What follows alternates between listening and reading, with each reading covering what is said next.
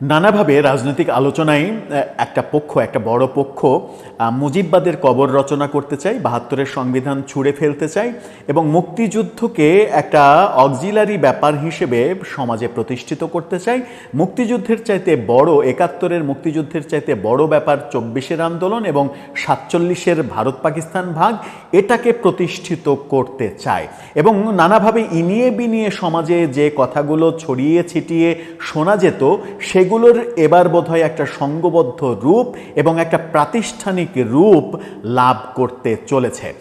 এর আগে আমরা দেখেছি ৫ আগস্টে পট পরিবর্তনের পরে ঢাকা বিশ্ববিদ্যালয়ে প্রেস ক্লাবে পাকিস্তানের জিন্নার, মোহাম্মদ আলী জিন্নার জন্মদিন মৃত্যুদিন পালন করা হয়েছে।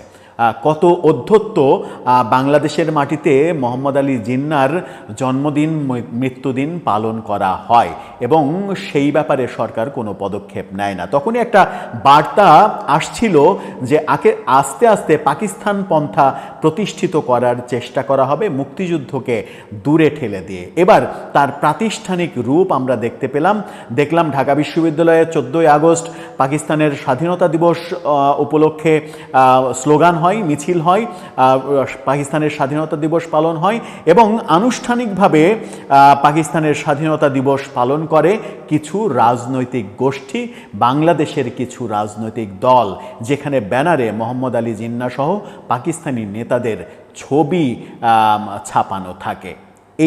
এই চিত্রগুলোও আমাদের বাংলাদেশে দেখতে হচ্ছে এবং সেই আয়োজনেই মুক্তিযুদ্ধকে খুবই গুরুত্বহীন একটা পার্ট হিসেবে উপস্থাপন করার ধৃষ্টতাও দেখালেন সেই সকল রাজনৈতিক ব্যক্তিরা।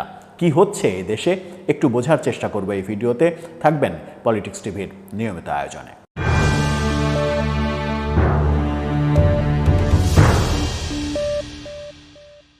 দর্শক, বলছিলাম যে ৭১কে দূরে সরিয়ে দিয়ে ৪৭কে প্রতিষ্ঠা করা, ৪৭কে ওন করা এবং ৪৭ আর ২৪কে এক জায়গায় করে একটা গৌরব গাথা তৈরি করা যেন ৭১ একটু পিছিয়ে পড়ে।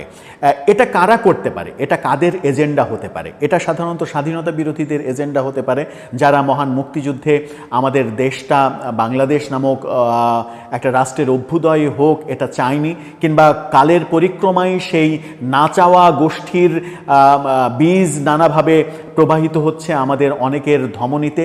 সেই ব্যাপারগুলো আজকে প্রতিষ্ঠিত আকার ধারণ করছে এমনটা দেখছি। যেমন রাজধানীতে একটা অনুষ্ঠান হলো, সেই অনুষ্ঠানের সংবাদের শিরোনামটা দেখেন, সেখানে বক্তারা বলার চেষ্টা করলেন ৪৭-এ পাকিস্তান না হলে আমরা হিন্দুস্তানের ৩য় শ্রেণীর নাগরিক থাকতাম। অথচ মুক্তিযুদ্ধপন্থীদের কথা হওয়ার কথা ছিল যে ৭১-এ মহান মুক্তিযুদ্ধ যদি না হতো তাহলে আমরা পাকিস্তানের গোলাম হয়ে থাকতাম, আমাদের সন্তানরা সচিব হতে পারতেন না, আমাদের সন্তানরা খুব বেশি হলে কেরানি হতেন, আমাদের সন্তানরা সেনাপ্রধান হতে পারতেন না, বড় ডাক্তার হতে পারতেন না, বড় ক্রিকেটার হতে পারতেন না, কিছুই হতে পারতেন না।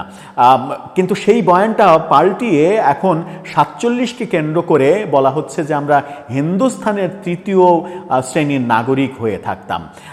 তার মানে হচ্ছে যে পাকিস্তান ১৪ই আগস্ট এবং সেই ১৪ই আগস্ট উপলক্ষে পাকিস্তানের স্বাধীনতা দিবস উপলক্ষে এই আয়োজন, যেখানে মোহাম্মদ আলী জিন্নাহদের ছবি ছাপানো হয়েছে তাদের ব্যানারে।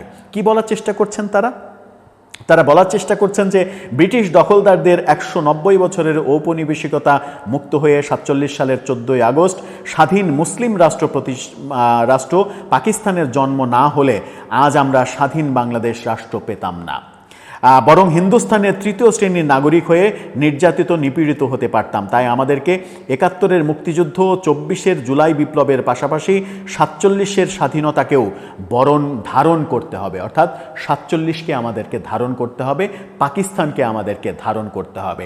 এই অধ্যত্ব প্রকাশ করছে বাংলাদেশে বসবাস করে বাংলাদেশের নাগরিকরা এবং বাংলাদেশের রাজনীতিবিদরা। কিচ্ছু বলার নেই, কিছু করারও নেই।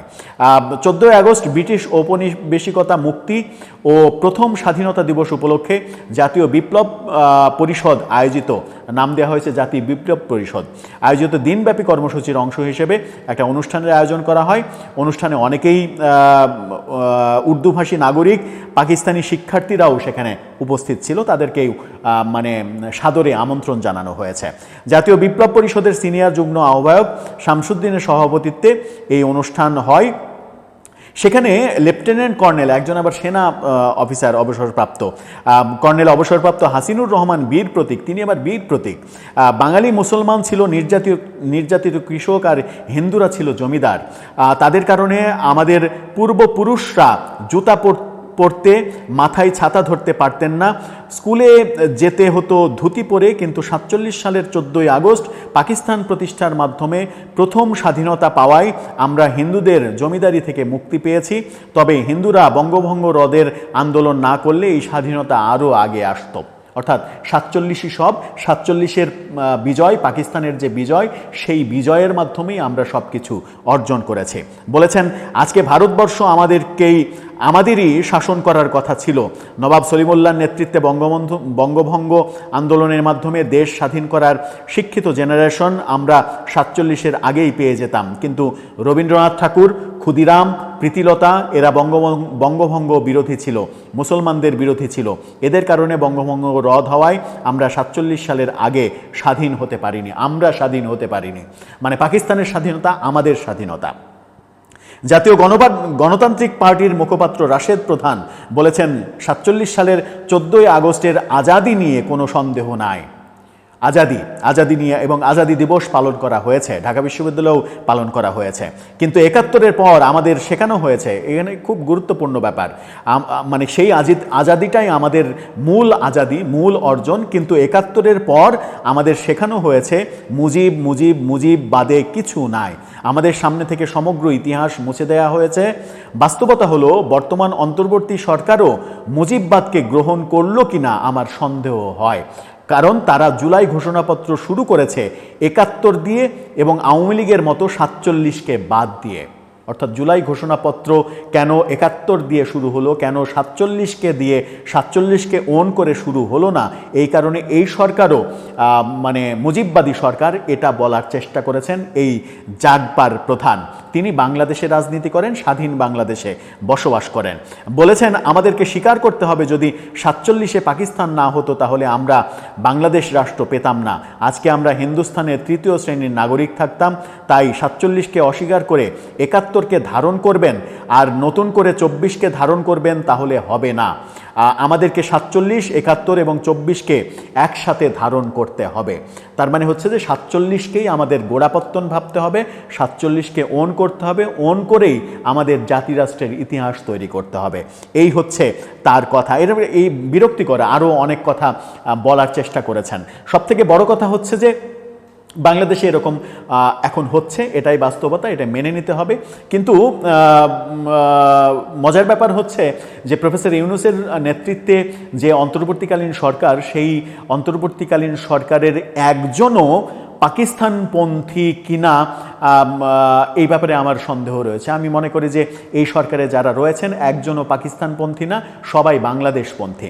তো বাংলাদেশপন্থী এই সরকার হঠাৎ করে এই যে পাকিস্তান পন্থা মাথাচাড়া দিয়ে উঠছে, আজকের যারা বৈষম্যবিরোধী আন্দোলন করেছে তাদের অনেকেও মুক্তিযুদ্ধ সম্পর্কে, 72-এর সংবিধান সম্পর্কে, মুক্তিযুদ্ধের ইতিহাস, মানে মুক্তিযুদ্ধের যে মাইল ফলকগুলো, মুক্তিযুদ্ধের যে উল্লেখযোগ্য ঘটনা রয়েছে সবগুলোকেই অস্বীকার করার একটা প্রত্যক্ষ পরোক্ষ টেন্ডেন্সি আমরা দেখতে পাচ্ছি। তাহলে প্রশ্ন জাগে যে আমরা কাদের উত্তরসূরি হিসেবে নিজেদেরকে মানে প্রতিষ্ঠিত করব বাংলাদেশে? আমরা কি 47-এর উত্তরসূরি নাকি 71-এর উত্তরসূরি? এই প্রশ্নের মীমাংসাটা খুব প্রয়োজন, কারণ এই প্রশ্নের মীমাংসা না হলে আমাদের মুক্তিযুদ্ধ আদতে মিথ্যা হয়ে যাবে। মুক্তিযুদ্ধের যতটুকু অবশিষ্ট আছে অনুভূতি, সেই অনুভূতিটুকুরও হয়তো কবর রচনা হয়ে যাবে, যেমনিভাবে সব কিছুর কবর রচনা করার বিভিন্ন প্রেক্ষাপট সাজানো হচ্ছে। দর্শক, এই ব্যাপারে আপনার মতামত জানিয়ে লিখতে পারেন আমাদের কমেন্ট বক্সে।